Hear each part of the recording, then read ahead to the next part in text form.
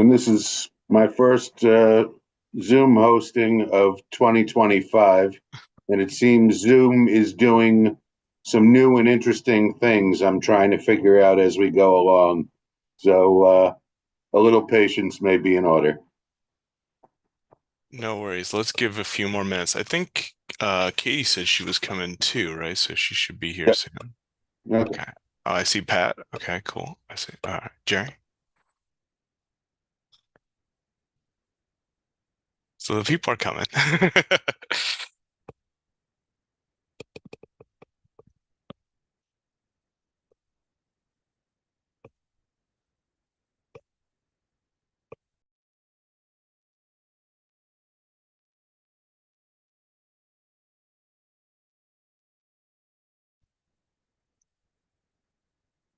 Oh, can't really see me well. Okay.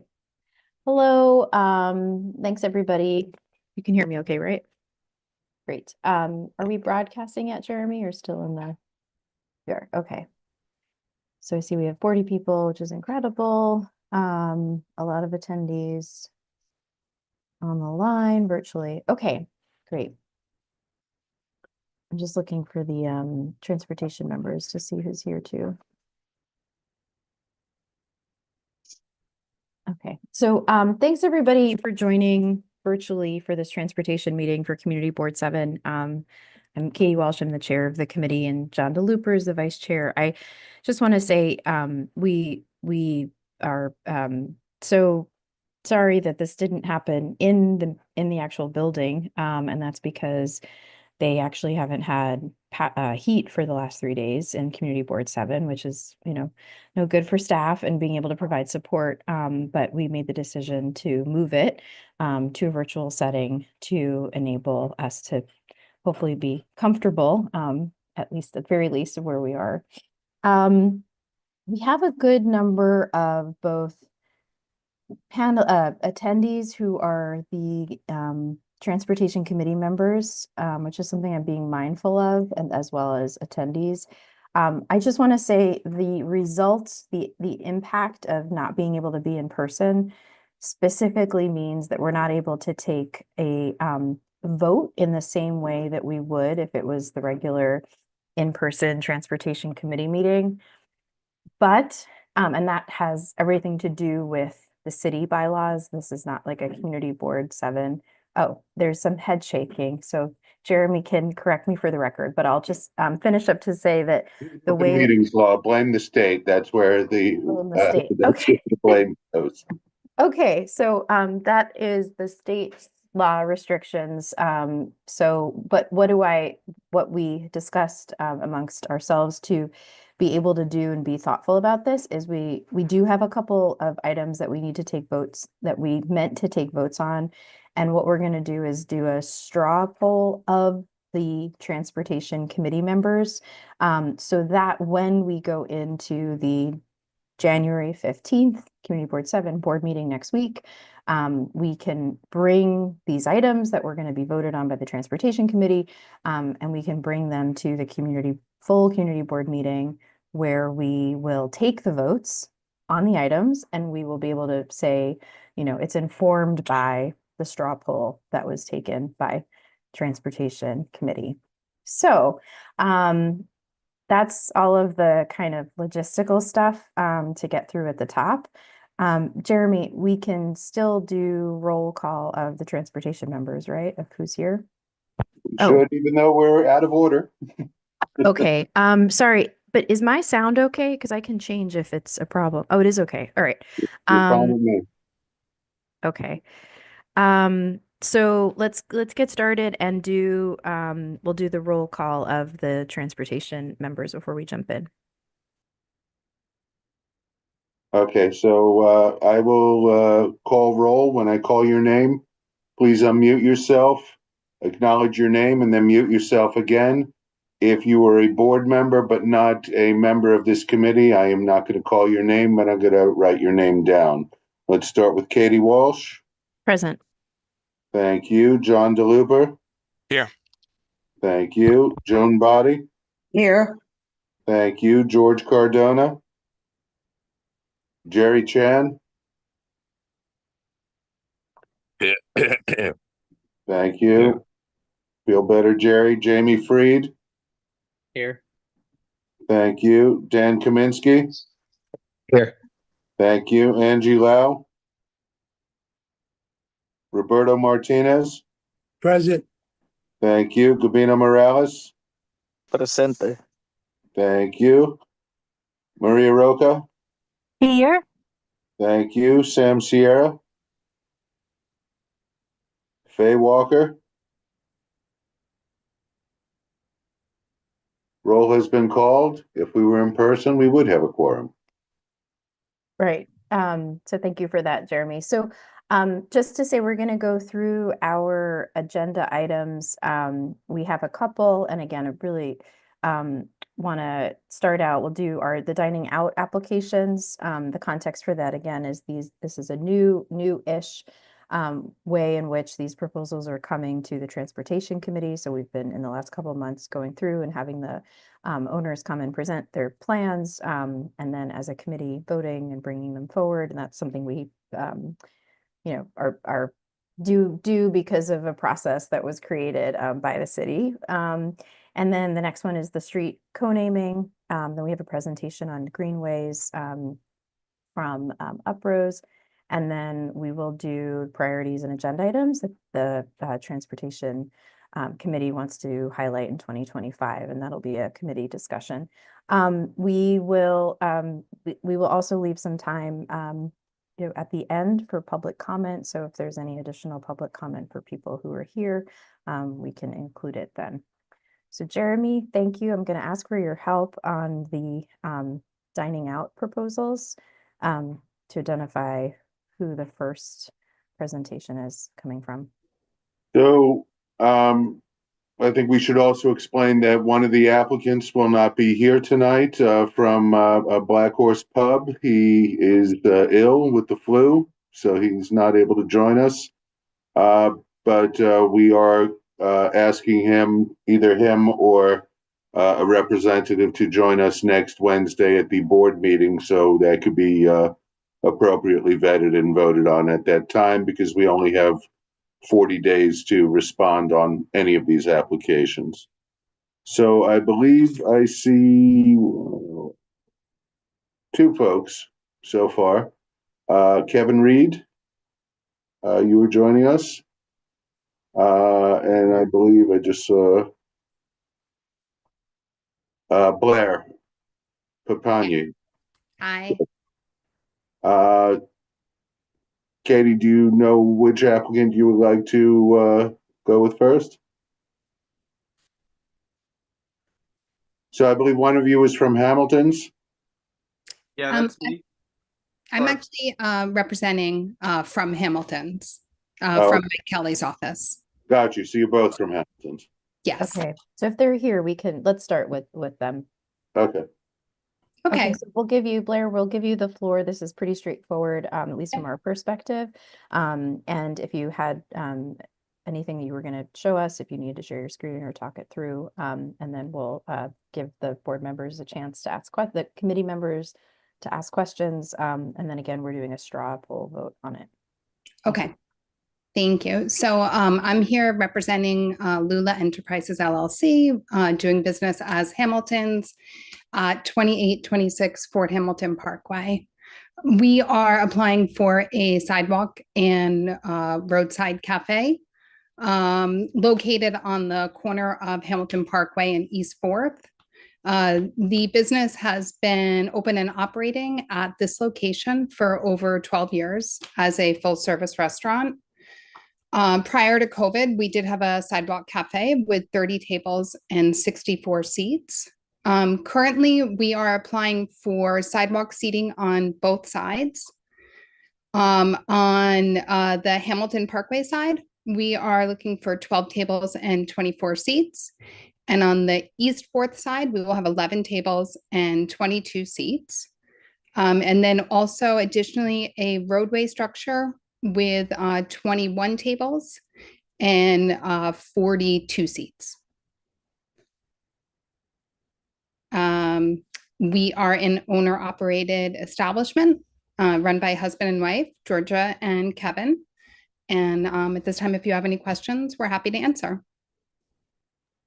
Thanks. I'll just start out with the first question is, have you had any concerns or complaints or anything that has been ever raised by neighbors or anyone around, that we should be kind of issues that we should be aware of? Kevin, please feel free to hop in and correct me, but I am not aware of any issues that have been raised. No, not No, nothing. right? Okay. And then just maybe I missed this, but is this something that you have had before? And so now through this new process, you're just applying again? Yes, that is correct. Okay. Okay. If there are any other transportation committee members that have questions, I will ask you to put your hand up. And then Jeremy and I will call on you. I don't have my hand here. Jerry Chan, do you have a question? Nope. Okay. Anyone else? Joan, is that you? Do you have a hand up? Yes. Okay, go ahead. I'll have to pass right now. Oh, Sorry. okay. No problem. Okay. Okay, we'll go to John DeLooper. So my only question is there a liquor license at this applicant, and will that have to be amended then to reflect the sidewalk and the dining cafe? Thank you for your question. Yes, there is, and we will be filing an alteration. Didn't our last renewal was during COVID, and I believe the sidewalk and the dining shelter were on that liquor license. So I'm not sure an alteration will need to be filed because that will just be renewed as such. You would be correct that we did previously file for you, but because this is now a slightly different footprint and now we're under DCA, now we're under DOT and previously we were under DCA, things have changed slightly. So yes, we are filing an alteration for you. Yeah, thank you. You're welcome. Okay, and then there's just a question from a board member about like fitting all the tables on the sidewalk. Yeah, so part of the DOT program is when we submit our application, one of the requirements is we need to be able to have an architect that draws out everything. And there's a certain amount of sidewalk that we are allowed to use up. On the Hamilton side, we're using 13 feet 2 inches of a 30-foot wide sidewalk. And on the East 4th side, we are using 7 feet of a 15-foot sidewalk. So they are both within the amount that the DOT has given us to use. I'll call on Gladys and then Gambino, and then we'll move to the straw poll. Hi, everyone. Happy New Year. Hi. My question is, do you have any pictures or anything you can show us of how it looked or how it will look? So we did send floor plans over. I don't have them where I can share my screen. I have them here, but I don't think you'll be able to see them as well. Do you have them where you can share with the board members? Yes. Okay. Yeah, you'll be able to see both of our sidewalks and our roadway structure. Okay, thank you. You're welcome. Gambino? Hi, yes. Good evening. Hi. Yes, my only question is about security measures for the location. Regarding the patrons, I know there's going to be a large amount of patrons at this location. Is there any that type of descriptions for the security measures for the roadway structures? Can you describe some of those safety measures in place if there's any? And will you guys have any security officers or security in the location? Thank you for your question. We do not plan on having any security officers. In terms of roadway seating, we haven't seen generally in our office that roadway seating requires any additional security. It's something that patrons are now used to, and it doesn't seem to change the flow of pedestrian traffic very much. Okay. Thank you. Thank you. You're welcome. Okay, thank you. Katie, Fine. Oh, Katie, yes, if I could just clarify that what Sure. is on the agenda tonight is just for the roadway, not for the sidewalk. They're two different applications and timed differently.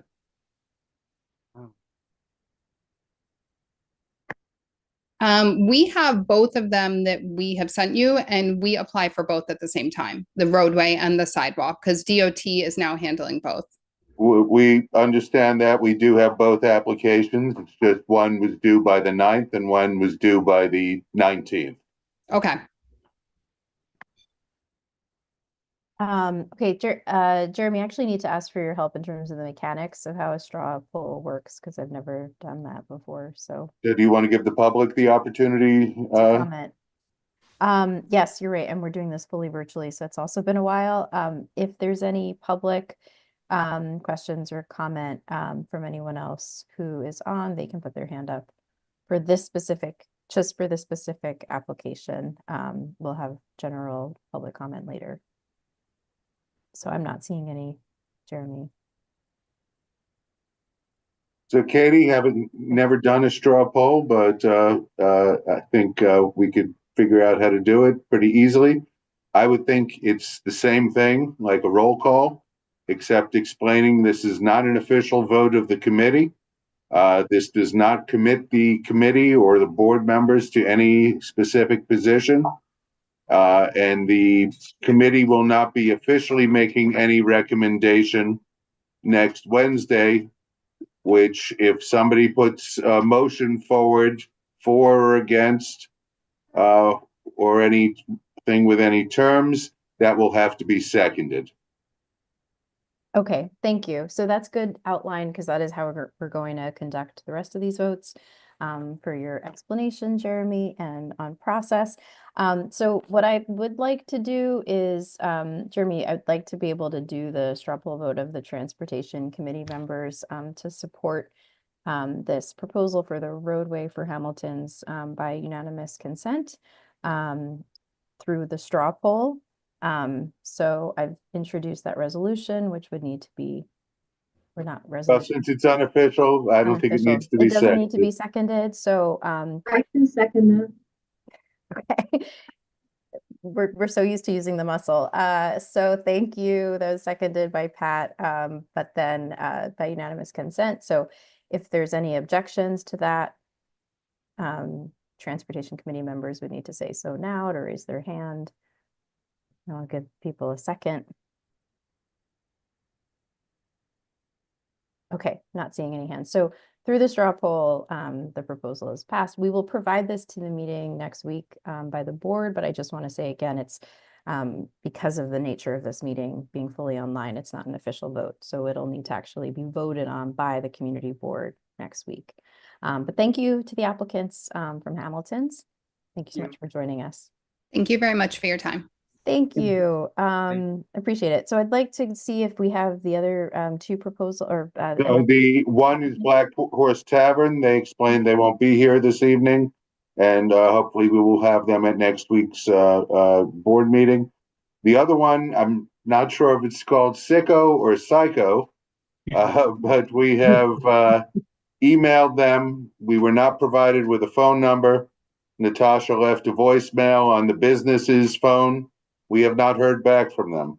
But of course, we have a deadline of the 19th to respond to DOT. Okay, so we'll take that vote next week, that on Wednesday.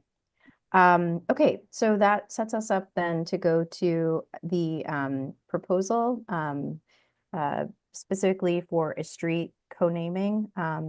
And I will open up to the applicants for the street co-naming in a second, but I do just want to reiterate a street co-naming process. Community Board 7, there is this is generally speaking, so just so that people have an awareness, Community Board 7 has developed And we have materials, we have a process, we have a form in which you can go through to look at, to be able to propose a street co-naming. And that, requires the collection of, 50% of the signatures on the given block for where the street co-naming is being proposed for. So just to say, the steps that have happened before this is that the applicants went through all the paperwork very diligently. They went on their block and then provided all the signatures and spoke to their neighbors and then submitted the paperwork. And it's been reviewed by Community Board 7. And then now the next step in the process is that it's coming to Community Board 7. And Jeremy, from there, then it would actually go to the council member in question. Okay, so with that, who is our proponent is it Melissa who's speaking tonight? So hi, It's everyone. Yvonne.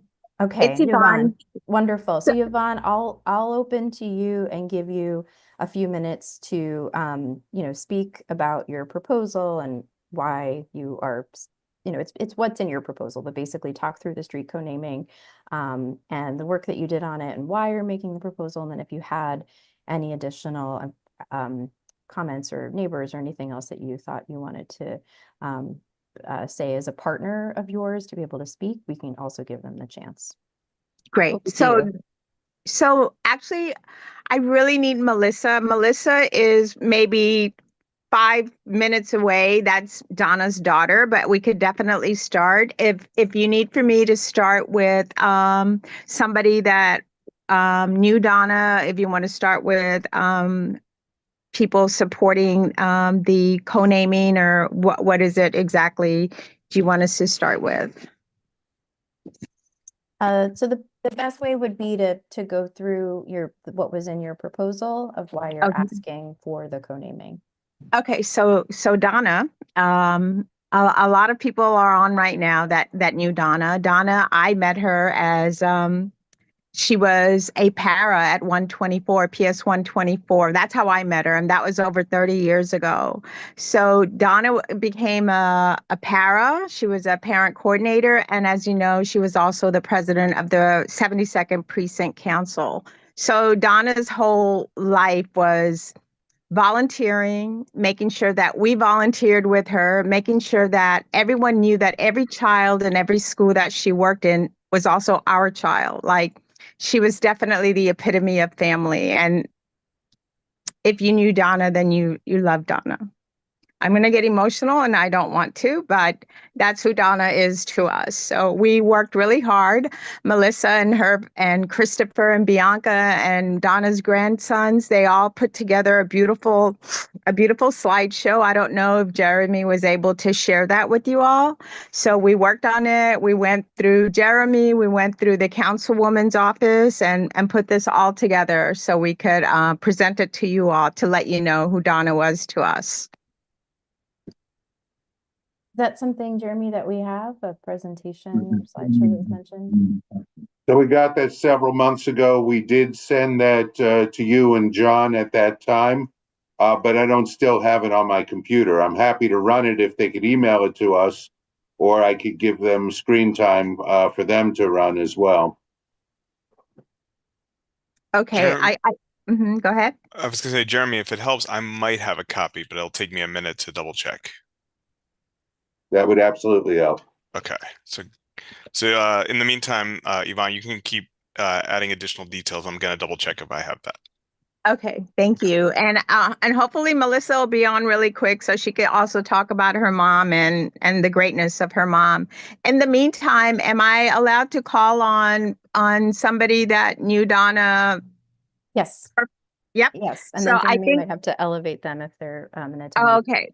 So Jeremy, for Ida Montero, she was the principal at PS 124. She has some words for Donna. I'm sorry, I missed the first name. Miss Montero? I missed the first name. Ida, A-I-D-A. Thank you. Thank you. I'm sorry. It's just alphabetical order by first name. Okay. Oh, I'm sorry. With an A, you said, right? Yes. I'm sorry. Yes, I'm promoting her to panelist. Okay. And then you could get Melissa ready for panelist as well. She's almost with us.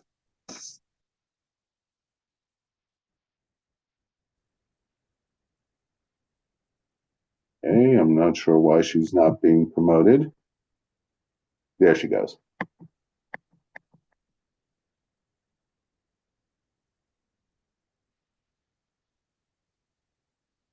Ida, are you able to speak?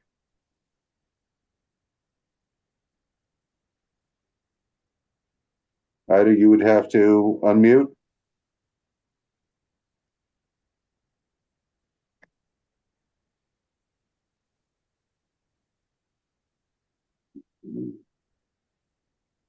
My audio. We Okay, can hear There you you now. go. Yes, excellent. thank you. Good evening. What an honor and remembrance and joy to speak of my dear colleague and most importantly, my beloved friend in support of co-naming 17th Street Donna Maxwell's Way. Donna was the first person I met as a newly assigned principal to PS 124. She greeted me with a big smile, extending her hand as she said, "You're going to love it here." Fully quelling my nervousness, I thought maybe this is going to work for us. After this encounter, I quickly discovered that her warm welcome was not exclusively towards me, for she treated everyone who entered our school, staff members, parents, and especially children, with the same tenderness. Donna had a long history at PS 124. She was the elementary school, this was her elementary school, and both her children, Melissa and Chris, followed along, as did her grandsons, Mark Anthony and Michael. Donna's happy and carefree spirit transformed not only our school, but the street where she lived into a loving community. She had a knack for embracing everyone's life and welcoming them into hers without judgment. Her block parties were the loudest, happiest, and most joyful, where family, friends, and believe it or not, the entire block was invited, especially on the 4th of July. She loved our country and all its people. She also held in highest esteem the officers and supervisors of the 72nd Precinct, where she served as community liaison. One of her proudest days was when her son Chris joined the police force. Donna's way was the way of love. Inclusivity and friendship were her DNA. She was God's gift of goodness. In co-naming 17th Street Donna Maxwell's Way, her humanity lives on as she taught us how to live joyfully side by side. Thank you. Thank you, Ida. That was beautiful. Thank you. We have we do have a slideshow, and I just want to ask if Melissa is on, or Yvonne, if you wanted to go through it before we... Yeah, hold on. Well, let me just text her because she was Okay. On. Hold on one second. Okay. And that we'll sorry, before we move to the vote, I'll just leave time if there's any questions. Yeah, she's on now. Okay, great. Melissa?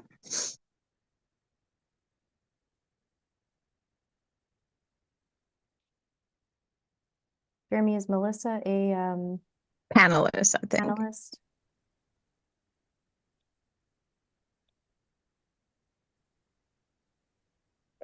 She declined to be promoted. I don't think she Try meant to again. do that. Yeah. And she's being promoted now. And we have John, are you able to share your screen so that you could always go through the slides? Sure. Okay. It's going to be just a second while There you go. I pull it up. Hi, Melissa. Thank you for joining us. Hi. And for your efforts on this, of course. We want to give you the floor to take a few minutes. We pulled up the presentation if you wanted to use it. Um, I apologize to everyone that I was a little late. I was on a bus that hit a car. I was rushing to get home. But I thank you all for hearing our proposal tonight. And we lost my mom 3 years ago. So it's been a long time coming. And so we're grateful that you guys are hearing us tonight. And I just wanted to tell you a little bit about my mom. I know part of the application was why 17th Street, why this location. And I think the slideshow will answer those questions. So do I just tell you when to go to the next slide? Or yes, how do we? yes, and Okay. Yes, John let's do will it. progress it. So you can just say next Yeah. slide. Okay, next. So I'm not going to read exactly from the slide. But basically this slide is talking about how my family immigrated from Italy through Ellis Island in the 1920s. And straight from Italy landed on 17th Street between 3rd and 4th Avenue. That was before the BQE was built and the docks were in working order below 3rd Avenue. Her grandparents and her uncles all became longshoremen and settled on that block. And we stayed on that block for the next almost 100 years. And 17th Street was more to us than just a block, right? It was a block filled with neighbors who became friends and friends who became family. And a lot of those family members are in the chat tonight. Next.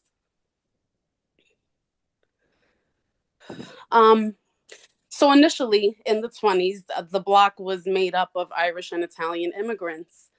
But in the 60s and 70s, there was a wave of immigration.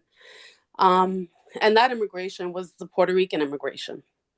And during that time is when the culture of the block really changed, I would say, for the better. And we became a Puerto Rican Italian family. In the 60s, there was a lot of race wars. But my mother, my family, were never part of that. It embraced the diversity and loved the diversity on our block. One of the first homeowners, the first Puerto Rican woman homeowner on our block was a woman named Petra Lopez. We know her as Marina. And she's still a homeowner on 17th Street to this day. My mother fell in love with her son, Jose, as kids, and later went their separate ways. Each had their own life. Later in life, they met one another again and ended up getting married. And unfortunately, by the time they did get married and find each other, 3 years later was when my mom passed away. But he was her husband at the time of her death, and I love him. I'm not sure if he's on, but I love you, Jose. Babote, we call him. Next. So that was the 60s and 70s, right? Fast forward to the 90s and the 2000s, the block is going through another change. Now is the next gentrification, the Middle America gentrification, the quote unquote yuppie gentrification, right? Now these people didn't know Brooklyn culture. They didn't know what Brooklyn life was all about. They moved onto a block without saying hello, were very shy, very timid, didn't really understand Brooklyn culture. And I don't think I explained it yet, but we lived on a block where come 6, 7 o'clock, every adult is outside. Every adult is having coffee together. They're sharing life together. Their children are playing. Dozens of kids up and down the block playing tag, playing stickball. That was just a way of life. And my mom wanted them to know that Brooklyn culture. So even though they were very shy and timid at first, she welcomed them and taught them Brooklyn culture and taught them the real meaning of neighborhood, right? So maybe they came from places where neighbors didn't live so close by, so they didn't have that experience. And it didn't matter. My mother didn't care about nationality or creed or color or sexual orientation. She loved everybody and wanted everyone to break bread with her, wanted everyone to sit on her stoop. She was our unofficial block president, and she welcomed everyone. Next. So in 2005, we lost one of our beloved family members, my Aunt Carmela, to breast cancer. And our family has been plagued by cancer for many, many years, but that death just hit differently. And there was a group of us, family and friends, who came together right after her death and created a community organization called the 17th Street Cancer Crusade. And my mom was so proud to be a co-founder of that organization. And for 10 strong years, we fundraised for the American Cancer Society in honor of those that we loved. And we held beautiful, awesome events year after year with the help of the 72nd Precinct and the elected officials. And later on in the slides, you'll see pictures of that. It was a lot of work. Over 75 plus volunteers from all over that would fly in, and everyone took part in these events year after year. And my mom was very proud to be a part of that. Next. These are just some slides from our 17th Street Cancer Crusade. Next. These are some pictures of just some of our volunteer group. Like I said, we would have 75 plus volunteers yearly. Next. I don't know if you could play the video that's attached to this slide, but it gives a little more in-depth look at the 17th Street Cancer Crusade. I'm gonna try to play it. I'm not sure that the sound is gonna work. Okay. So we'll find out.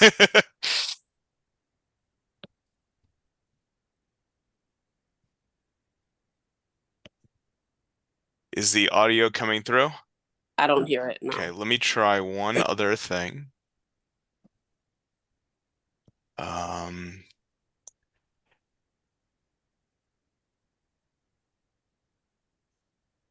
Okay, I don't think the audio is gonna work on mine. I'm sorry. Okay, that's okay. And Melissa, do know that the presentation will go out because the vote, I know at the top we were just saying the full vote on this will be at next week's board meeting. So Okay. this will be included, just so you know, all the materials and links and stuff will be there so people can also access Okay. the So slides. this is just a little visual showing. We had a team of DJs all day long, live performances. It was really like a really big event. It's just to give you a little visual. Next. Again, that was some of our sponsors, WBLS and Brooklyn Cyclones. Next. Just some more visuals from the Cancer Crusade. Next. And that's my mom at the Cancer Crusade. Next. That's my mom. Next. Next. These next slides are testimonies from family and friends from 17th Street. I'm not going to read through all of them, so you can just go through the next few slides until we get to pictures, if that's okay.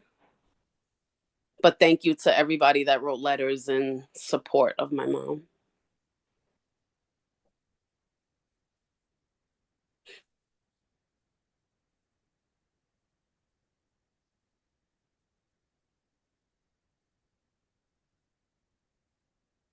So off of 17th Street, my mom was a force, right? Like we had an inside joke that would say we would like to go for breakfast on Saturday mornings, but just to get from 17th Street to the diner on 9th Street would take like an hour because she would stop on every single block. There was someone she knew on every block.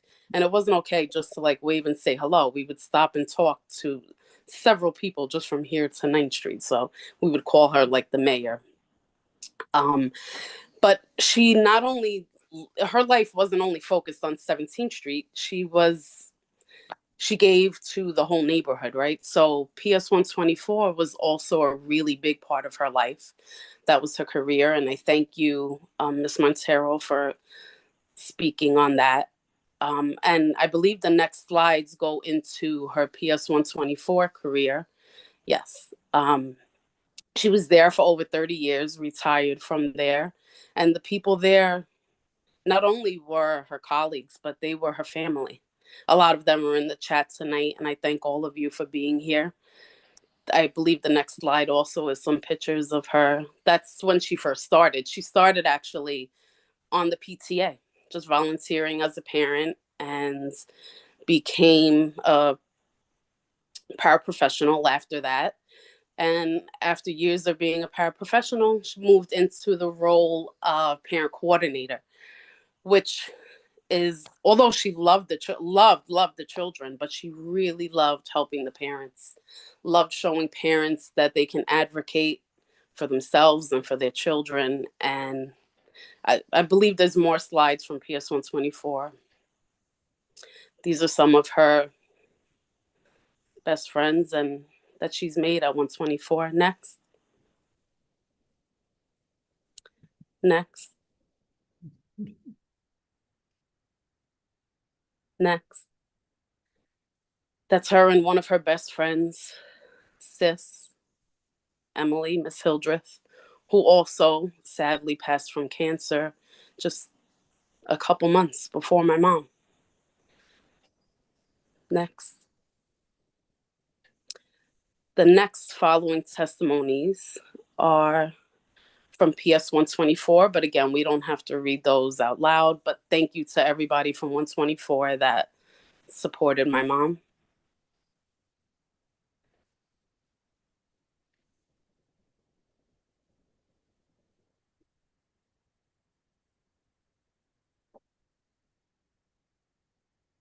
Okay. Then outside of PS 124 and 17th Street, my mother was quite the patriot.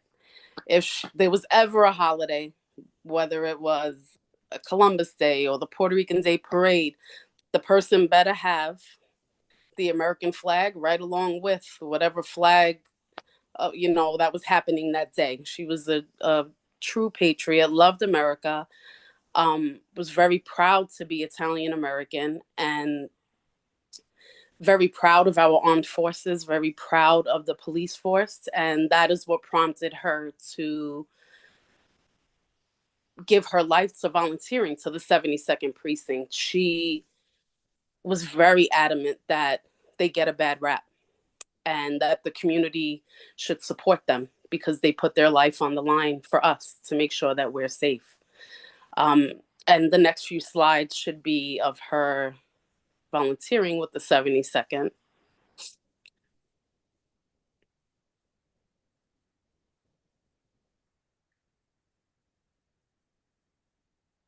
And then there are some testimonies from the 72nd precinct. And I believe that Officer McGrath should be in the chat. I mean, he was going to be there in person. I don't know if, I'm sorry. And then these are her awards and honors that she has won throughout the years. But I'm not sure if Officer McGrath was able to make it, if he's in the chat, but he was going to speak on my mom's time volunteering at the 72nd. I know he was supposed to be there in person, not sure if he was able to make the Zoom. Yeah, I'm we'll here. have I'm we'll here. have If you can hear me. oh, okay, yeah. And I was gonna say we'll be taking a vote on this officially next week. So we'll have public comment before we vote on it at the beginning of next week's meeting. And so, sorry to jump in just to say that Melissa, if you wanted to finish up going through the slides, then we can like stop sharing the screen, and then we can, if he was the person that you wanted to call on to speak after you, Okay. invite him. Yeah. I think there's only a couple more after this. That was just some of her awards that she's won over the years and proclamations that we received for the Cancer Crusade. And this slide is just explaining the huge influence that she's had on even just myself and my brother. And it wasn't even like planned. I honestly, and I think I can speak for my brother as well, that it was more like subconscious, because I now myself work for the Department of Education as a paraprofessional, and my brother is a police officer. And it's like, you know, we're fulfilling her legacy. And like I said, I'm not even sure that it was intentional. I think it's just, you know, we're her children and she's part of us. And I think it shows in the careers that we chose. Next. Indeed. And that is my brother's graduation, one of the proudest days of her life, when he graduated the academy. Next. And one of those pictures is from her wedding to Jose. And our family, my brother, his wife, my partner, our kids. Next. And that's all of us. That's my mom. And I believe that's the end. Oh, that was the day of her burial. And as you could see on the left, the 72nd precinct saluted her as we drove past the precinct. It was beautiful.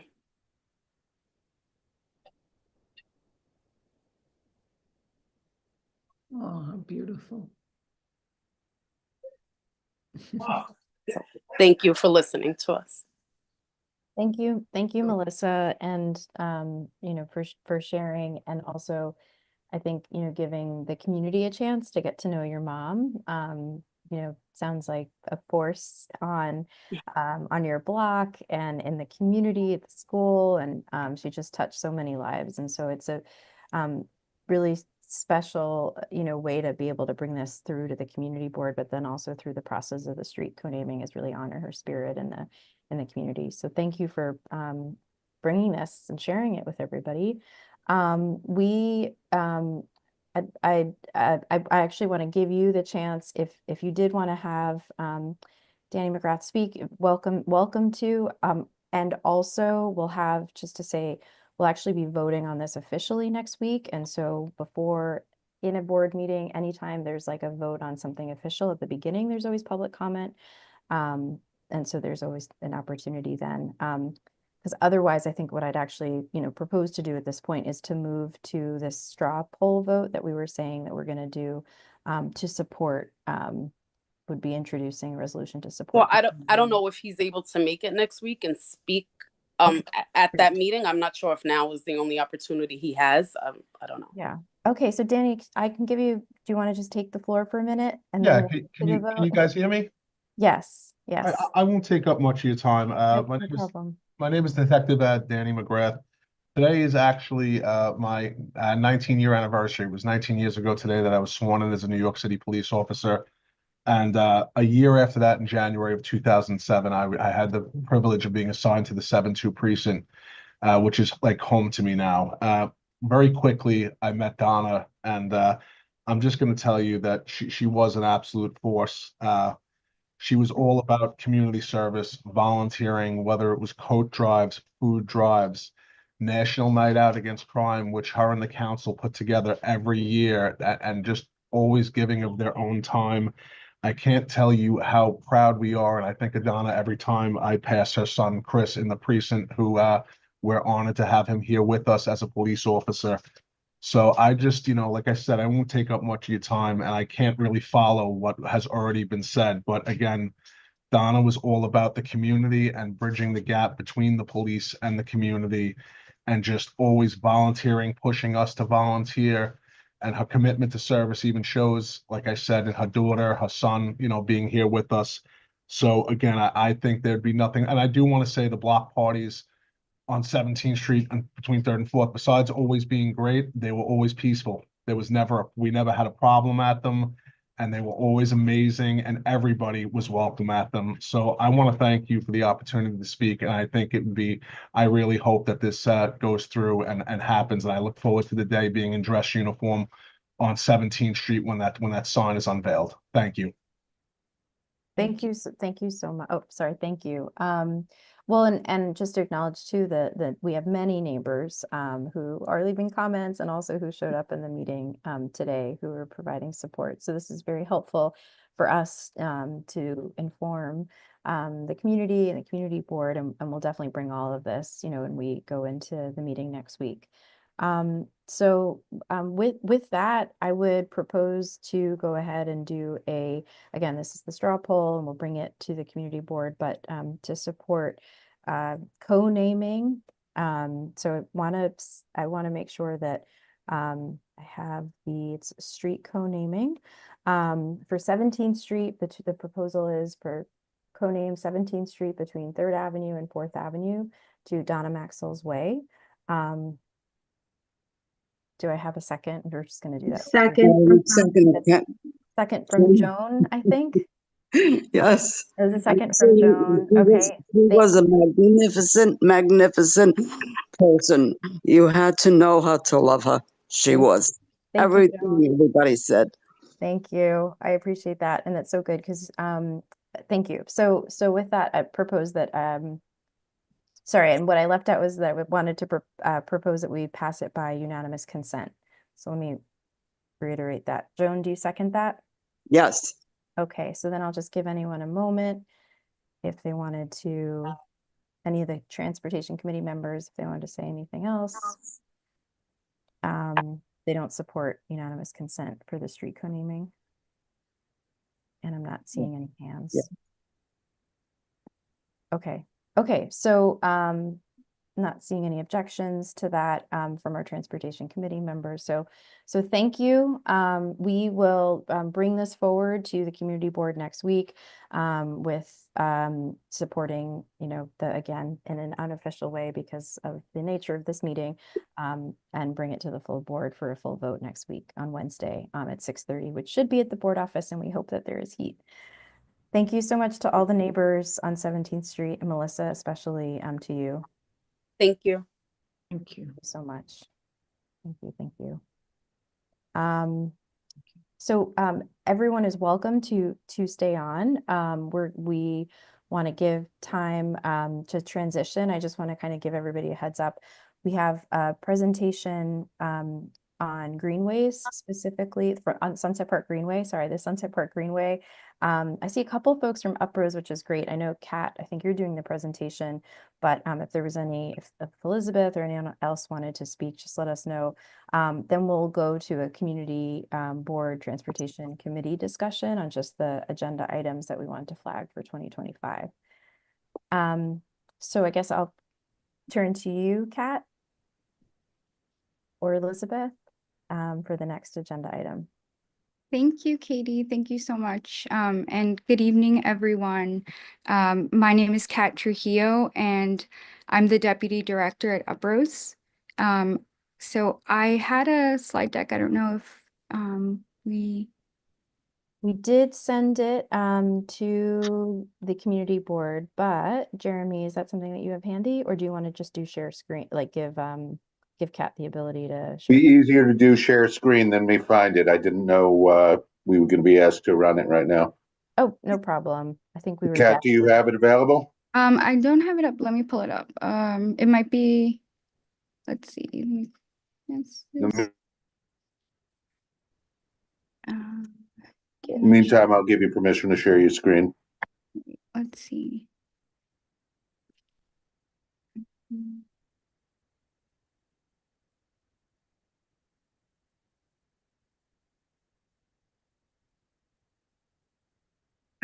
I have permission to share my screen, but the only options for the camera are not the computer, which is very odd. So, desk, is this it? So I also forwarded it to you, John, if you, I have it as well. So if it doesn't work for you, Kat, I'm happy to share from my screen and you and can then, Oh, that say, would be great. yeah. That would be great. okay, let's do it that way. Okay. That would be great. So give me just a second to get it full screened. Okay, wonderful. Thank you so much.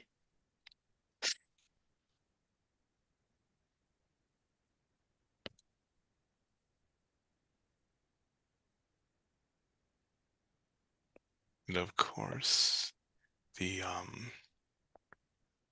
share screen is giving me a little bit of trouble. So it's just a second.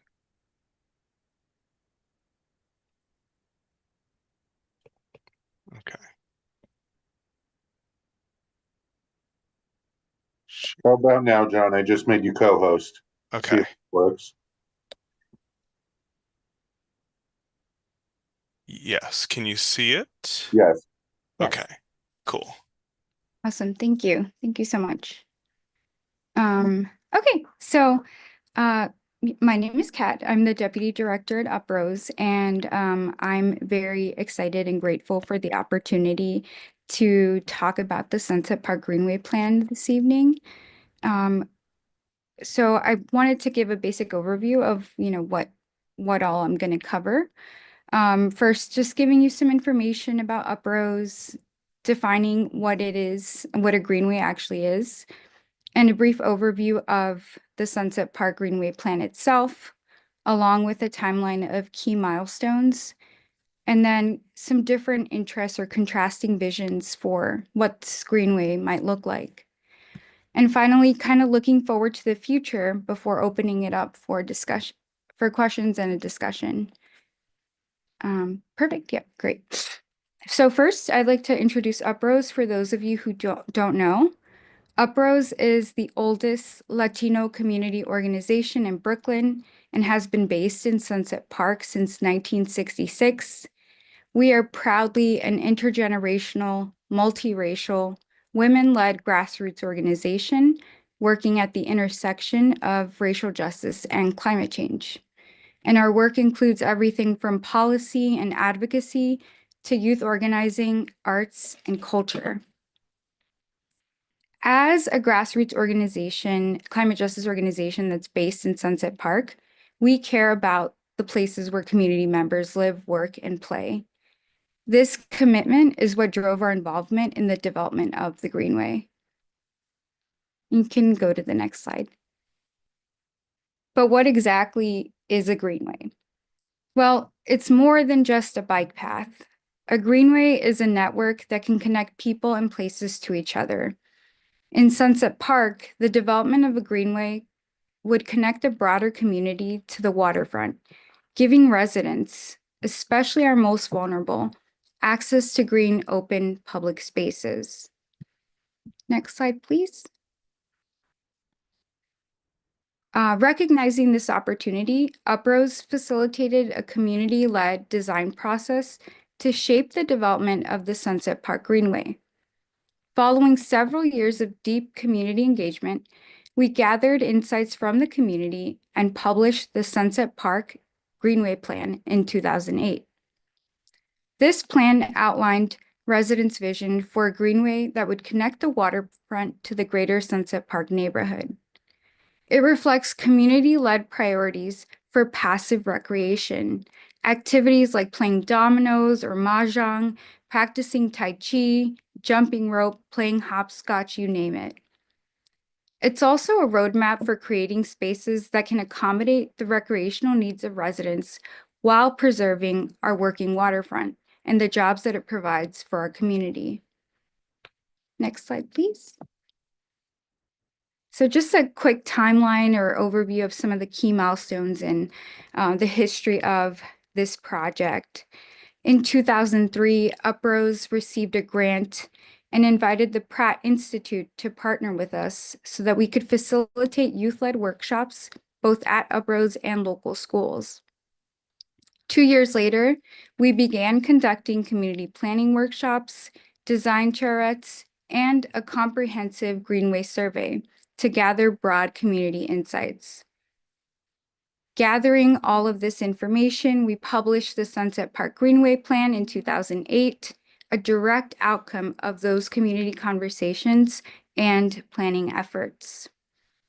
A few years later, we partnered with the Department of Transportation in New York City to organize workshops that were then funded by the New York State Department and geared toward enhancing our planning capacity and refining the Greenway's design.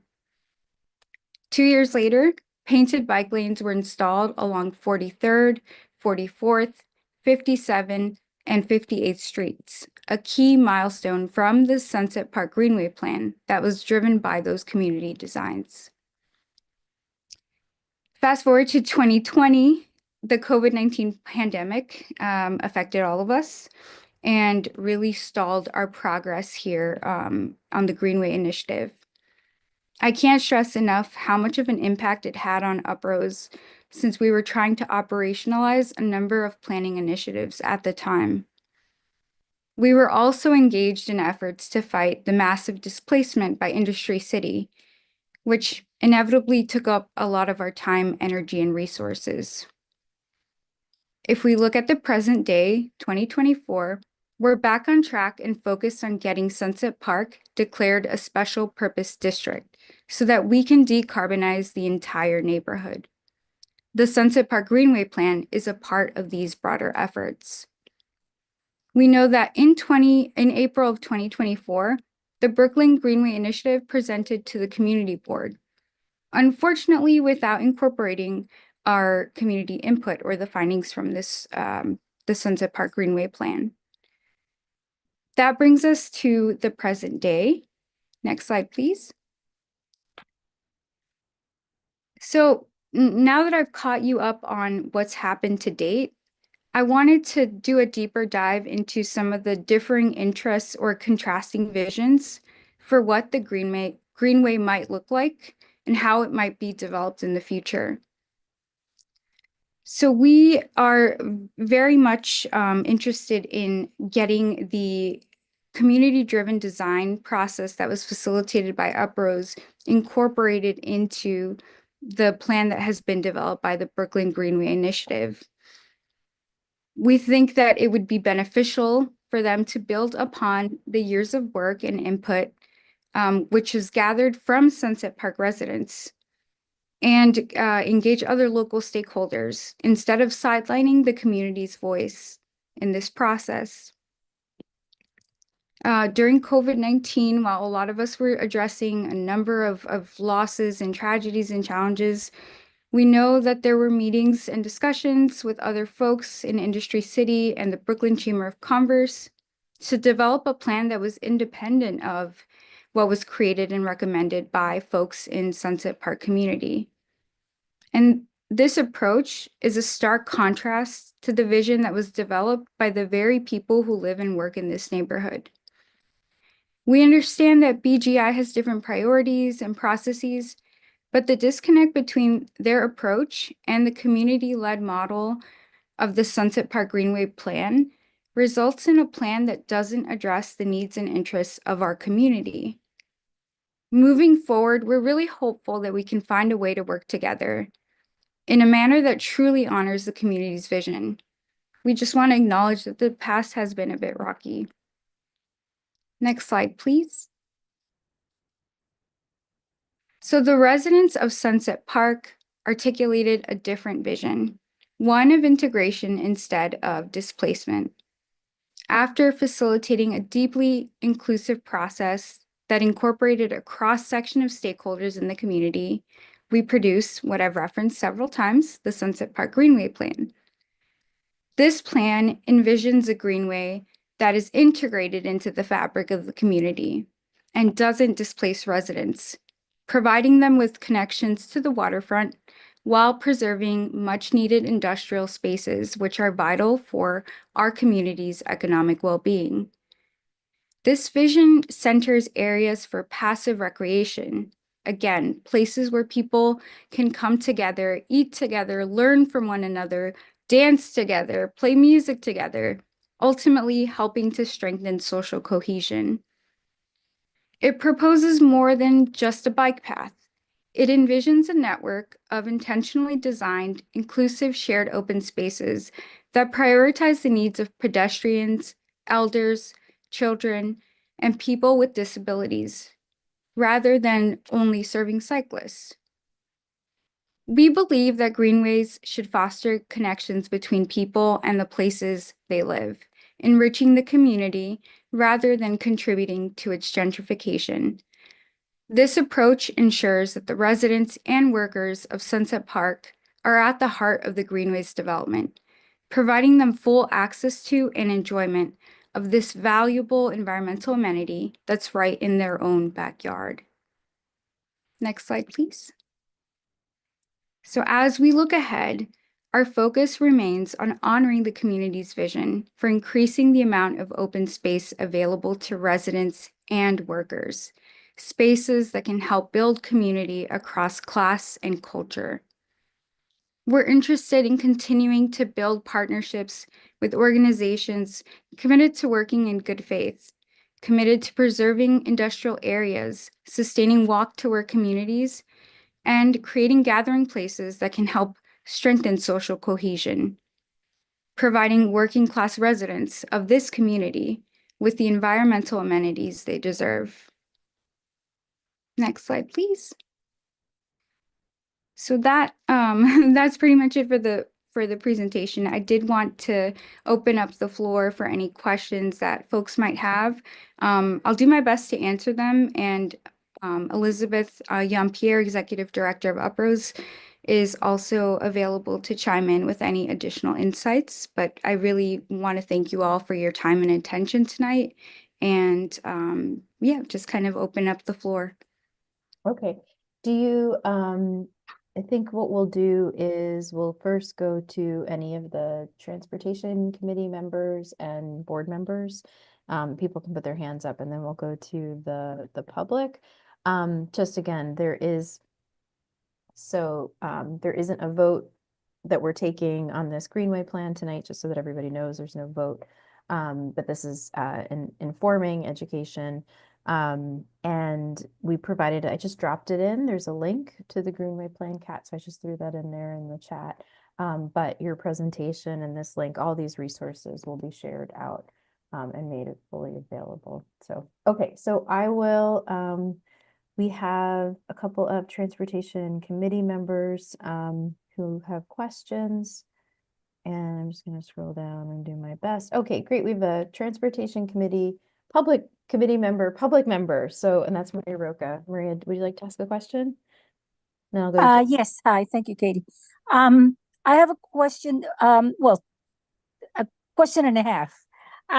Did DOT know that this presentation was going to be taking place tonight? And if yes, are they in the audience? That's it. That the community board presentation was taking place? Is that the question? I think so, yeah. I mean, I'd have to ask Jeremy. We didn't have any agenda items where we were inviting DOT to attend this meeting.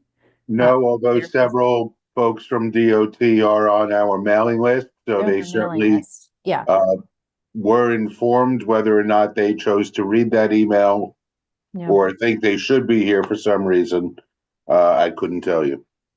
Yeah. Okay. Maria, is that? Yes, that because if they were in the audience, I was going to take the liberty of inviting them to comment. But if nobody's there, that's that for now. Anyway. Okay. Thank you. Thank you. Thank you. Appreciate it. And I'll go to Jamie. Yeah. Hey, Kat. Thanks for the great presentation. I think you'll find that this community board is extremely supportive of this type of effort in general. We're all begging for more street safety infrastructure. It's an ongoing battle on 3rd Ave, where we approved a plan that the DOT promised and have been waiting for them to do anything. And then they keep finding excuses to stall. Which brings me to a couple questions. Like, in order to sort of consolidate our efforts, there are significant points of overlap between your plan and BGI's, right? In some oh, go ahead. Oh, I'm Sorry. sorry. There are some overlaps. Ours was the first. We basically were funded by the New York State Department of State before BGI started designing what they thought was in Sunset Park's interest. We already had a vision. So there are some overlaps. Yeah. Theirs is heavily focused on cycling. Ours is more multi-use because that's what the community asked for. Right. Yeah. Yours seems to have quite a few other street level upgrades beyond just building a connected bike lane. The bike lane that you propose, like the main greenway, is that the same as their map, or is there a meaningful difference in the bike route between your map and theirs? I'm going to answer just because because Kat wasn't at Uprose at the time that this was developed. So to the best of my recollection, when we started putting together the community charrettes, transportation alternatives, and some other cycling groups started sending advocates to the meetings. And so their recommendations were integrated into the plan. And so what you're seeing and into the vision. And so what you're seeing is cycling that was added. Originally, the Greenway was not meant to be a bike path. It was meant to be passive recreation for the community. But we really wanted to make sure that we had the interests of a cross section of stakeholders, and that's how the bike path got in there. I don't know if that answers your question, but No, that is very helpful. I need to go back and check theirs because it seems like there's a possibility that you guys are advocating for what they want and more. But there's also significant overlap and room for alliance between these two organizations.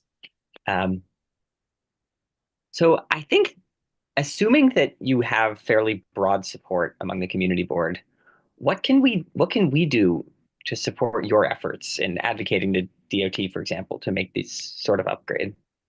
Thank you for that question. I think what we would like is support for a vision that is aligned with the community's priorities. I think that those amenities often do not get the investments that they deserve. And the easy thing is just to build a bike path. The more complicated thing is to invest in something that is really serving the local community, not at the expense of the bike path, but to be much more inclusive. What we're seeing right now, we're seeing the fires in California. We've seen fires in New York. There may be a need to update the Greenway to include amenities that address climate adaptation interventions.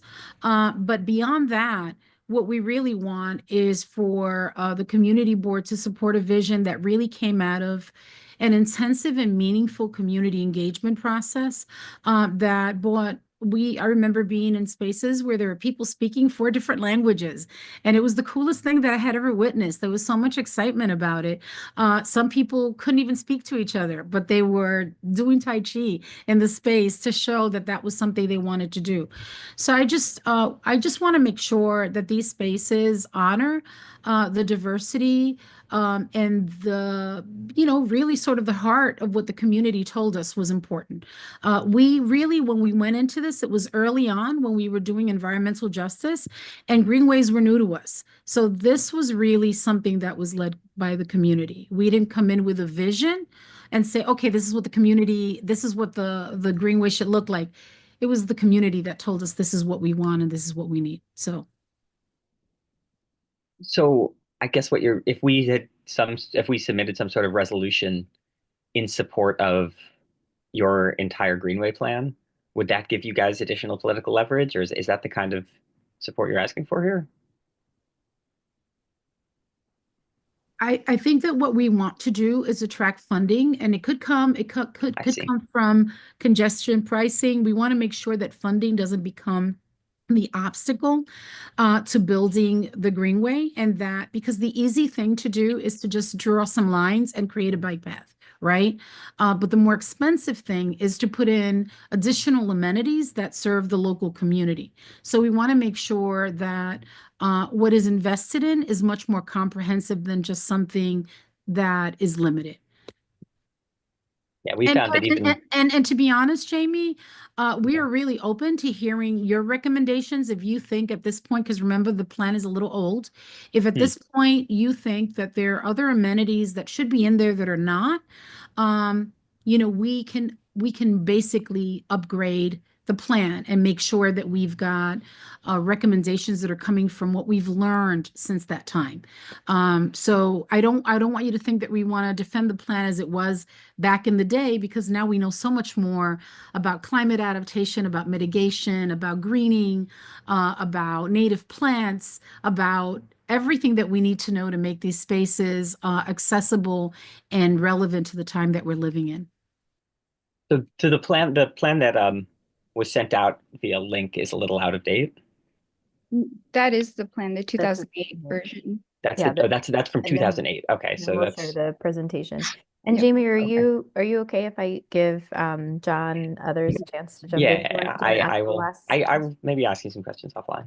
Okay. Okay, great. John, and then I just want to see if there's any other of the board members who had questions, and then I would like to go to other attendees. Okay, John DeLooper. Yeah, so I just wanted to say to Elizabeth and Kat, thank you so much for bringing this information to the board so that we can learn about the history, the process, and the goals that you've articulated so well.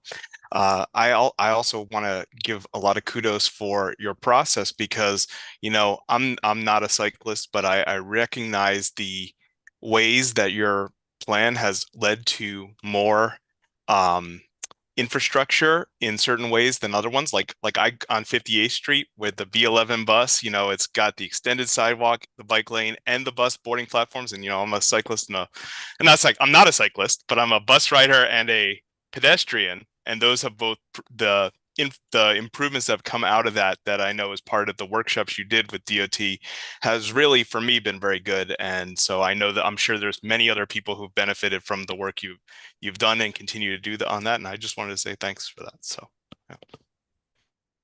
Thank you so much for that. Okay. I am, by the way, John, I am disabled. My mobility is limited. And I do often think about how these pathways of connecting and walking and pedestrian access are available to the most vulnerable in our community. So I appreciate your comments about access to the bus. Thank you. Okay, I'm gonna go to, oh, sorry, for some reason I didn't see a bunch of hands that were there. So I'm Maria, I will come back to you, but Esteban, I think you have a hand up, right? I do, yeah. Thank you. Yeah, no, I think this, I'm kind of skimming this proposal quickly. But I think this idea of like connecting the waterfront through these green corridors is definitely really important.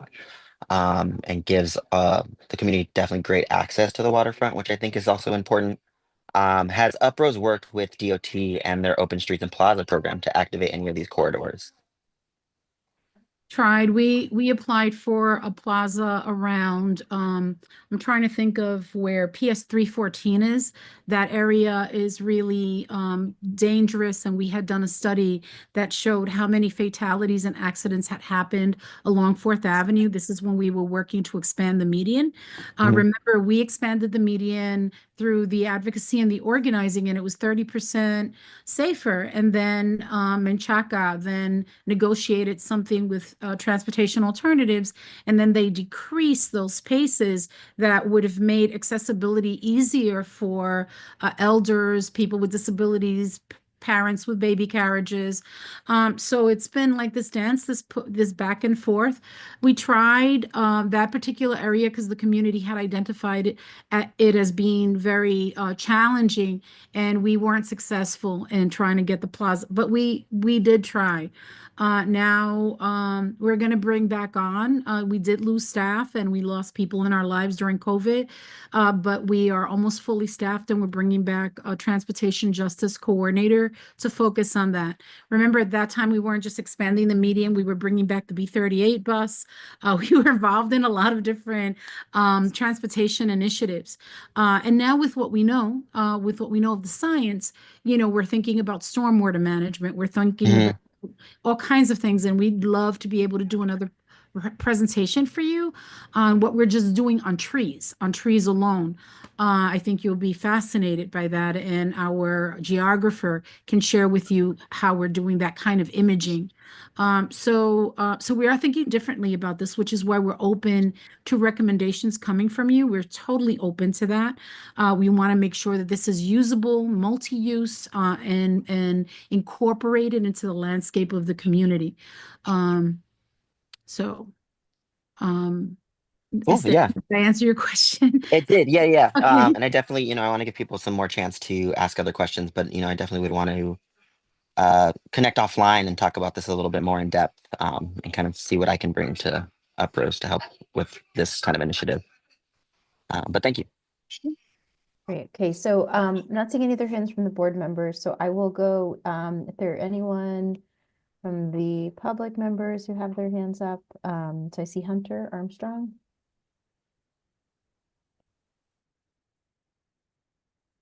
You might to unmute yourself. There you are. Hi. Yes. Hi. Good to see all of you.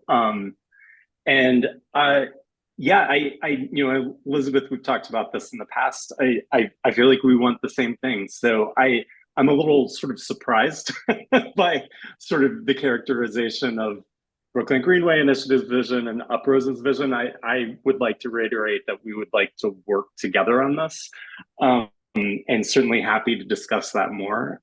So more trees, better climate resilience, passive recreation, that all sounds great to me. So I would just would not want to characterize sort of an either or the way this sort of came through in the presentation. I'd like to work with the community board and Uprose and members of the community.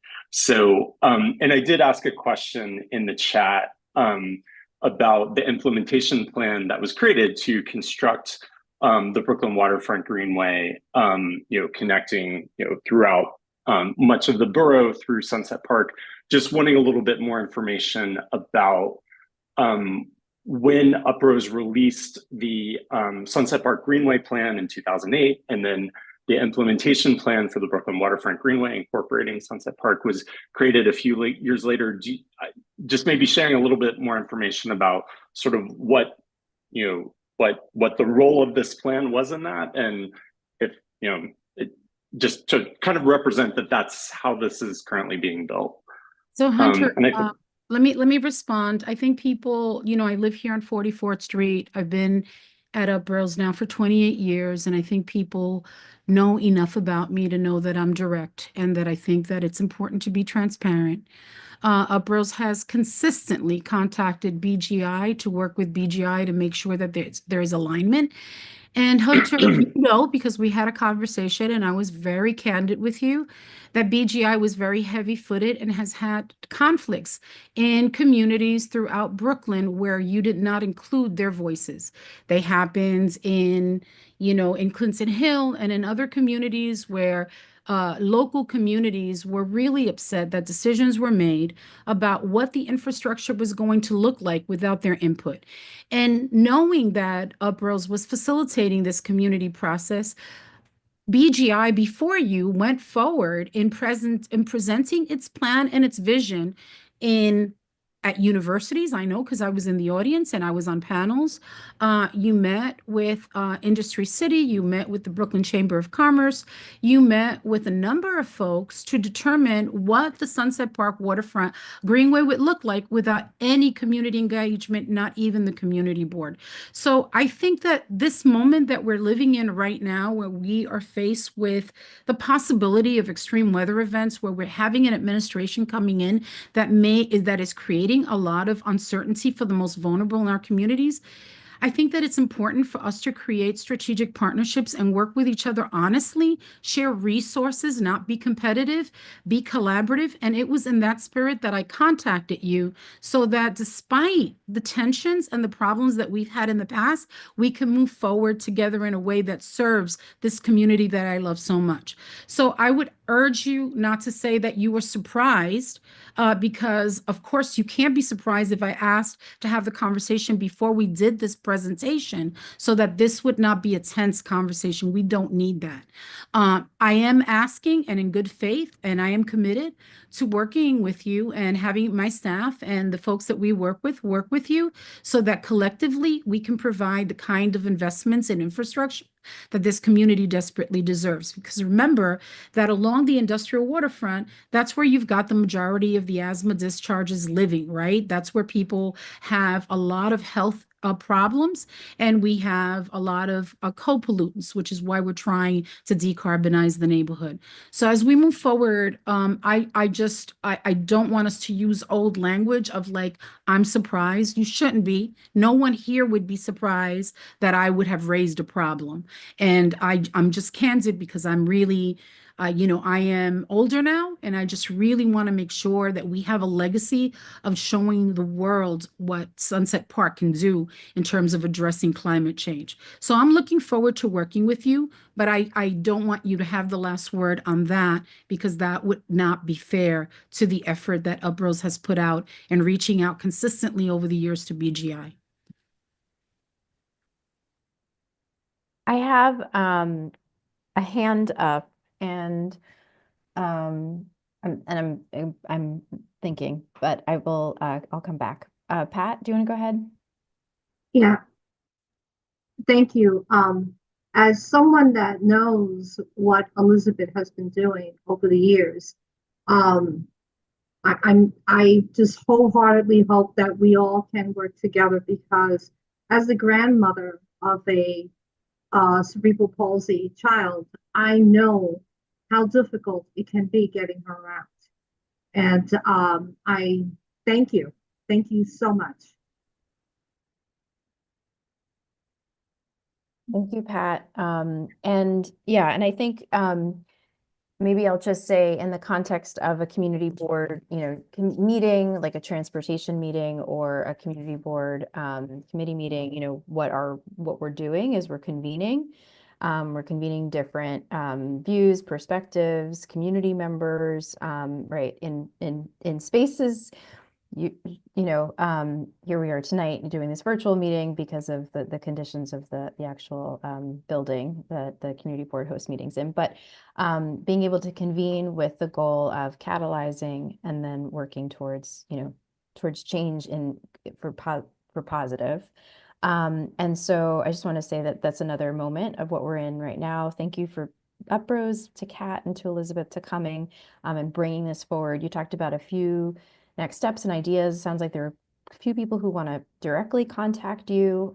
Sounds like, there's another moment and phase that you're going to be possibly moving into where you're looking at the solicitation and this partnership opportunity and the role that the community board has in being able to, again, create these convening spaces. We can do that to do that again. So just to reiterate for this portion, this was really informing and education. We weren't taking any votes tonight on anything. But if there's any other questions from board members, I'm happy to do that. And I'll go to Gladys. And then again, we all still have another agenda item to go to. So just a reminder for everybody too. Yeah. Gladys, over to you. I just want to say really quick that I work for a union, 1199, and I've learned throughout all my years, 30 years of working with the union, that's the only way to us to get things done is to be together. There's no other way. It's stronger together. That's our model to always put out there, because that's how we accomplish. We got to put our heads together and do the work together. It's about the people. It's not personal. And also, I just wanted to put out there, because we were thinking about climate change and all that, and these fires and all that. I don't know if this even exists, like some type of a sprinkler system in the ground to keep the, I don't know, to keep the ground somewhat wet, God forbid, fires start up. because we had them right here in Prospect Park in last year. So I don't know, just thinking about that if that even exists, some type of system that keeps the ground wet, moist, or whatever, to at least prevent or help, for fires not to keep going rampant, because what's happening in California right now is horrible. Horrible. It's sad, and people losing everything they ever owned, worked for, built. So I just wanted to put that out there, and to Yes. stay together working. It's the only way. So I just want to just say quickly, we have a project that was just funded called Cool Refuge, where we've identified 77 churches that we're hoping will be anchors and can provide access to cooling, to food, and to water. We've got the tree planting, and I just want to welcome you guys to maybe we can do a presentation, an in-depth presentation on all the different initiatives that we're involved in. We know that this year we had no water, there was a water emergency. More of that is coming in the future, and it's going to affect the most vulnerable in our communities. And so now really is the time to start getting investments in infrastructure that take us out of harm's way. So we welcome you to engage in that conversation, and I want to really thank you for listening with your heart, because we're all smart people, but listening with our heart is important in this moment that we're in right now. And we've got the Climate Justice Center. We're going to need your help in green jobs, because we've got an entire center dedicated to that as well. So thank you so much, Katie, and to all of you that listen. Hunter, we're happy to work with you and make sure that we get this moving, but that it doesn't happen at the expense of the people who have a vision about what they'd like to see in open space. Thank you. Peace, everyone. Thank you. Okay. Thank you, Elizabeth and Kat. And I will invite you to stay on if you'd like, but if you'd like to go as well. And we'll go to our next agenda item, which is the agenda priorities that we wanted to be able to flag. And this is a discussion among the community board members. So I'll transition to that now. Thank you. Thank you, everybody. Excellent. Okay, so I do just want to say too that I'm mindful of time. Usually we try and actually end our meetings in person by 8. So what I will do is maybe leave, because I'm sure this could go on for a long time. So I'm just going to acknowledge that I'm going to sort of do a sense check in like 10 minutes to see, so that we still can try and wrap up before before 8:30 if that's possible. And we did want to leave time if there was any public comment from people after, as that like last agenda item. Okay, so this is something we've been meaning to do for a while, just to be in a public forum and talking through some of the agenda items that have come up that either haven't been addressed because like we're being proactive right now, and we're saying, okay, what are the things that we want to at least get in a list down of things, priorities, items that we'd want to see as an agenda item for 2025, right? So a lot comes at this board, a lot comes reactively to the community board. We have to do these dining out proposals because of the way it's organized, street co-namings, right? These are things that come to us, and then sometimes we can be thoughtful and we get asked by different community organizations. Here's a good example. Uprose requested, to bring a presentation forward. We had, as Brooklyn Greenway was here with us in, I think it was May of 2024, and asked to give a presentation. So again, we have organizations that come to us. So I'm going to pause in a second and just say that these are a couple of the items that I'm thinking about broadly, important to plan for, and then John, if you wanted to add anything else. And then again, transportation committee members, if you want to be able to vocalize and say anything else, you can put your hand up and we'll open to you. First up, we heard this in the last board meeting. So I think I think it came up initially in November and December, but having a joint meeting with public safety so that we can really talk about enforcement issues. Again, this is transportation related enforcement issues in the district. And so I just want to say that that's something that has come up a lot because we deal with it across the community in different contexts. And so already there are plans to be able to work with the Public Safety Committee for February. If we can get something on that quickly, to have just like, again, a joint meeting with them on enforcement, where we can also invite, because transportation enforcement is done by NYPD, have them in attendance as well, although we might invite others. So that's one I just wanted to bring up broadly, enforcement. And that'll be something that we're looking at doing as quickly as possible for February. I also want to say that we know that there has been progress on some of these discussions on the last mile trucking facilities and air quality in particular. There's the city council members introduced some legislation that has been talked about in the past. There is going to be a public hearing in a couple weeks. I'll drop it in the chat to see if that advances, but we haven't come back to that discussion in a while. Just like, what are the opportunities specifically to regulate last mile trucking facilities in our district? And so that's something I'm thinking about. And then the last one, as an agenda item, is vulnerable intersections or vulnerable areas with, and what I mean by that is, slow school zones or areas around senior centers. So being able to kind of identify very vulnerable intersections, and be able to have a kind of a focus meeting on being clear with prioritization with DOT on these highly vulnerable intersections, and planning around them. So enforcement with public safety as soon as we can. February, that's already in the works. So I just want to say, this air quality at some point, maybe we can see after this legislation moves ahead, I'll drop in. And then the third one that I just mentioned is these like highly vulnerable intersections. Is there, can I ask John, are there any agenda items, priorities that you wanted to flag for upcoming meetings for 2025 before we go to committee members? Sure. I think that if we addressed accessibility in certain ways, I'm thinking particularly as a follow-up, like you said, about how things come to us, and then we also sometimes are proactive. A good example of that would be last year. We met about the Brooklyn bus redesign. And that's kind of an accessibility thing. We had in the Register of Community Board requests, we had a request for additional bus shelters, which we have very few in our neighborhood. So continuing that proactively, maybe studying that and discussing that. Also, it relates to last year, we had the MTA here to talk about their accessibility plans for Omni and all that. And I know that that's finally coming into fruition. So maybe if we can get them, or just talking some of the other accessibility issues, like I know in the past we've talked curb cuts and things like that, that might be useful.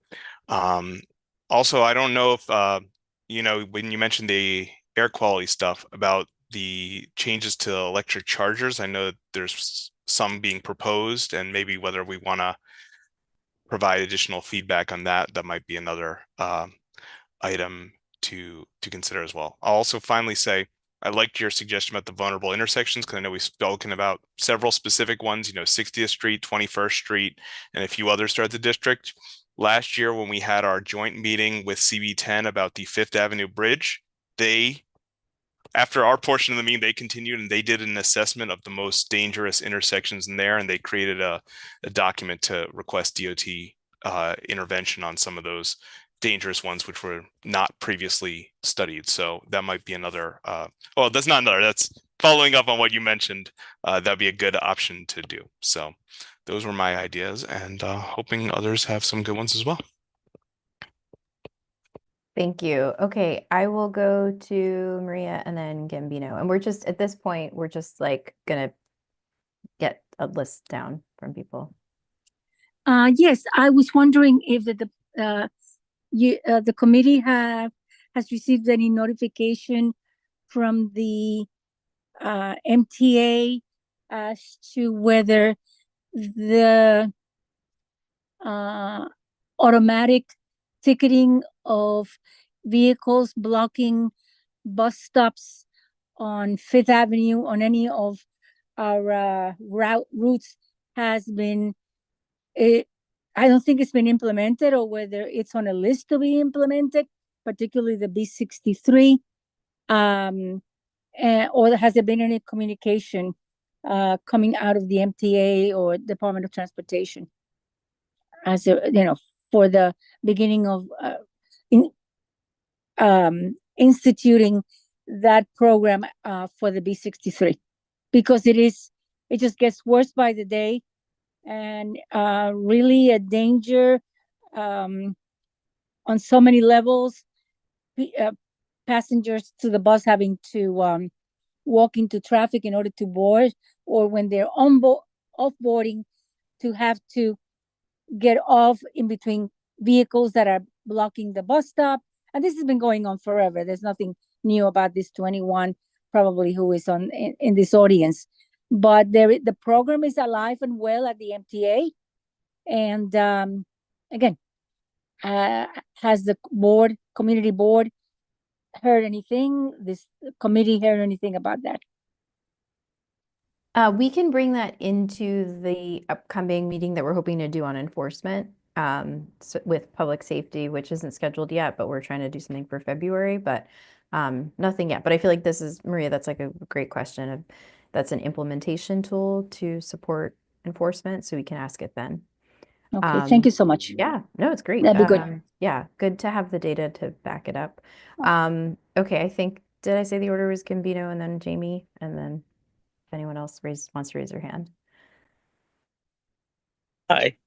Yeah, thank you for this meeting. I agree with everything Katie and John DeLuper were saying about the agenda items for this year.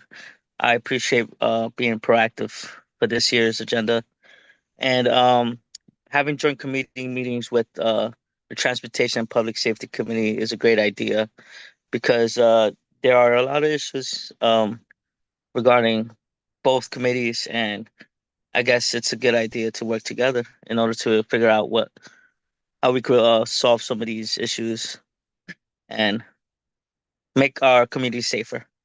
I do want to just bring an item that entails joint committees between public safety and transportation in regards to bicycles and mopeds, and I think we should have traffic lights, just like there's traffic lights in Park Slope by Prospect Park for bicycles, just to mitigate the situation with public safety and pedestrians crossing the street and vehicles as well.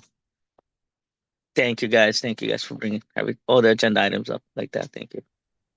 No, that's a good point. And Gambino, I'm wondering if this last point that you're mentioning can also be brought up in that like joint public safety meeting. Not exclusively, but yeah. That's helpful. Yeah, absolutely. So I am gonna try to see if I can advocate for that on the public safety committee, and see who I could bring together with me. I know I have certain members that are on the committee as well, and just to talk about it. The Because I'm committee not a board member. has already prioritized that issue for Fourth Avenue. We've asked for it in the capital budget. Oh, okay. Can we have discussions about it? Absolutely. It's a way to bring attention to the issue. Absolutely. Thank you so much. Thank you. Okay, thank you. And go to Jamie. Hey, I'll be quick, I promise. I like your 3 top line items. I very much agree. And a lot of them sort of dovetail with my number one, which was to address Fifth Avenue double parking. That piggybacks with the bus issue, with the public safety coordination. And that just keeps coming up in meeting after meeting. The other thing that I thought could be really helpful to save some time for us, I talked to people in other boards about what they do about this dining shed burden. And a lot of other boards just send out an email with the plan. And if no one objects, they don't use meeting time on it. And then if anybody has comments, then they'll discuss it in a meeting.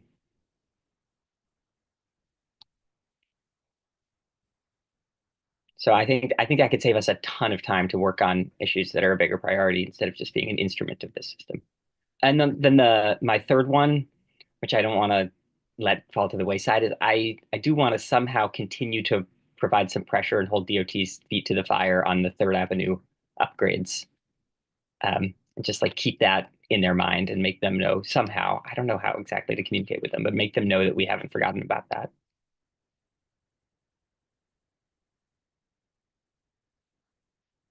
Jamie, was there, oh, that's great. I mean, I'm writing everything you said. Anything else that you wanted to highlight for key priorities? That's all for me. Okay, that's excellent. Thank you so much. And we can, I think if what you're saying is just that time around the dining out and the sheds and going through this process, now that we've kind of had, I think, at least about 6 months of doing this, we can definitely take a pause and revisit and talk about it. I think, Julio, who's our chairperson, is not on tonight, but being able to talk about it with him, I think when this came our way, we tried to give an awful lot of feedback to DOT about what it would mean to be able to actually take each of these on, and made other suggestions that they didn't take on board. So let's, but we can definitely take a pause and figure out if there's just another way to do it. So we can bring that back up. Okay, what I would do at this moment is I would, since I don't see any other hands from transportation committee members or board members, that we're not meant to take a vote. This was just a way to catch all, which is a good opportunity. If there are, for the board members who are on, if there are things that you think of, I think, you have the community board email. So it's the bko7@cb.nyc.gov. And so if you missed a chance to be able to provide your thoughts, please do send it to Jeremy, who can then provide them to us. There's a lot going on in chat, which I haven't seen since I've been moderating and facilitating the meeting, which is my priority at the moment. And so that is I'm not seeing chat, and there's a lot that's happening there. But if there is any, I think what I'll do is at this point, I will close that agenda item. We did want to leave time for public comment. And if there was anyone who had anything that they wanted to share. Again, we weren't able to take any meeting, like official votes that will happen next week at the full community board meeting. And then you can always come and provide public comment then. So I do still, I didn't know if Hunter still had his hand up if he had wanted to provide any public comment, but I do see NYU that we have Josh Lamb is on. So now for the public comment section, we ask everybody in the meetings, we usually time people 3 minutes. I just want to say, just use your judgment in terms of your public comment. And it's not a back and forth discussion, it's just a comment. So I'll open up and ask Josh if you have the floor for 3 minutes. Yes. Hi, everybody. I'll keep this brief because I would also like to sign off as much as the next person. I'm Joshua Lamb. I'm from Community and Government Affairs. Some of you have met me, and many of you know my manager, Sarah Ostalaza. I was just asked today to just like make a quick comment / update on the new bike situation on 3rd Ave. It appears that the bike station has been moved to, I believe it was 56th Street, across from our hospital. We've been in contact with a couple of community board members about it. I'm just going to run through the points really quick. We had no prior knowledge of this happening. DOT did not contact us at all. We didn't know it was happening until a community member who we know contacted us and sort of made complaints to our hospital about it. So now we are in contact with DOT, trying to work out why we weren't contacted, trying to figure out if there is a better solution to this issue, because we are concerned about ambulance and patient access and the dangers involved with the bike station being there. We're also in contact with NYU in general, with our FHCs, who many of you know, and our people at our FHCs, as well as Council Member Alexa Vilas's office, who was also unaware of this issue until we brought it to them. Or actually a constituent brought it to them. So now we're in discussion with them as well. And we've also reached out to our leadership in our EMS department, our ambulance department, just to report any issues regarding the bike station and to keep their eye on it. So I'll just keep it at that because I don't really have any particular updates, just putting that comment out there so people are aware. And just, you said at the top, and I'm sorry for as a like a point of information, can you say where the location is and when it went in? Yeah, so we found out about it. So I don't have all the details. I know some of the board members are aware of it as well. We found out about it earlier this week, like it was reported to us earlier this week, or to my department, maybe last week to somebody else in NYU. So my awareness of its existence is from this week, and it was relocated to 56th and second and third, I believe I was informed. I haven't gone out to see it myself yet. And it's on a direct ambulance route, like from our hospital that we use very often. But yeah, 56th and second or third by the hospital. Okay, thank you, Josh. Just I didn't want to make sure I caught that. No problem. Thank you for joining, and again, we'll be able to bring all of this forward into next week's meeting when we report out to the full board. There's somebody else who has their hand up. I don't know what their first name is, but I just if it Ortega, do you have a public comment? Courtesy is just the 3 minutes. Go ahead. Hello, can you hear me? Yes. Okay. The question that I had is about, again, the B63 bus. It has CB7 written to New York City Transit or to the MTA asking specifically for that bus to get one of those cameras. That was the question. Thank you so much, and thank you for coming to the board and asking this question. John, do you happen to know the answer to how the cameras are working on the buses and how they're being flagged? Have we contacted in general the MTA to talk about like the buses and the routes and being able to request cameras? No, there hasn't been a communication. There also hasn't been a solicitation, if that makes sense, right? There hasn't been a request. And so we just have to do some fact finding. Jeremy always has informed knowledge of things. So Jeremy, So I don't recall specifically asking for a camera for any particular bus. I do know we've asked about benches and shelters. I don't recall us asking about cameras. We have asked for bus stop enforcement from the NYPD, but I don't recall us asking specifically for cameras in that instance. and then do we know for sure that there are cameras on those B63 buses on that route, or is that something we have to find out? Can you hear me? Oh, I was asking Jeremy. Oh, sorry. If you know the answer to Yeah, so yes, I do. There's cameras on 14 bus routes, but not on the B63. So I think a lot of us would like it very much for the 15th bus route throughout the city to be the B63, please. And Thank for you to ask for that, please. Thank you. Okay, wonderful. Just Thank you. wait, before you go forward, John, for go ahead. the minutes, I wanted to check I didn't catch your name. What was First it? It was name Victor, last name Ortega, which Victor. is Ortega. All right, fantastic. Thank you, Victor. Great. All right. And then Josh, I think that's probably just an old hand. Public comment, 3 minutes is still going, and I see one last hand, and it is Marlene. And then we'll turn to wrap up the meeting. Thanks, everybody. Marlene, you have the floor. If you want to take 3 minutes, you can unmute. We can't hear you, but I will give you a second.